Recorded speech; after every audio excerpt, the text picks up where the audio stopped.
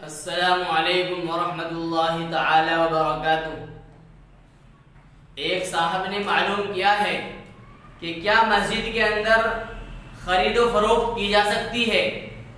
میں مسجد کے اندر عطر، ٹوپیاں اور کتابیں وغیرہ فروخت کر سکتا ہوں، شرعاً اس کا کیا حکم ہے؟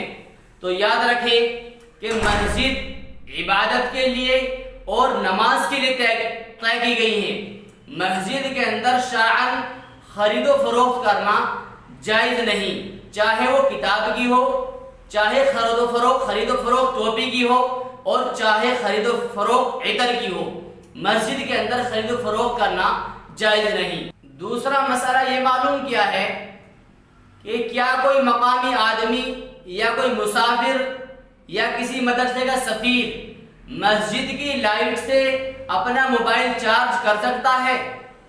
تو یاد رکھیں، مسجد جیسے کہ ابھی بتلایا، مسجد عبادت کے لیے اور نماز کے لیے طے کی گئی ہے، اور مسجد کے اندر ہمارے لیے نماز کا ادا کرنا اور عبادت کرنا یہ سب کچھ جائز ہے، لیکن موبائل کا چارج کرنا چونکہ ایک ہماری ذاتی اور زائد ضرورت ہے، ہم نے ذاتی زائد ضرورت کو پورا کیا ہے، اس لیے جو بھی اپنے موبائل کو چارج کرے، چاہے وہ مقامی آدمی ہو یا کوئی مسافر ہو، تو اس کو چاہیے کہ مسجد کے فنڈ میں کچھ رقم اس کے عوض میں جمع کر دے، تبھی اس کے لیے یہ صحیح ہوگا، ورنہ اس طرح کرنا حلال نہیں۔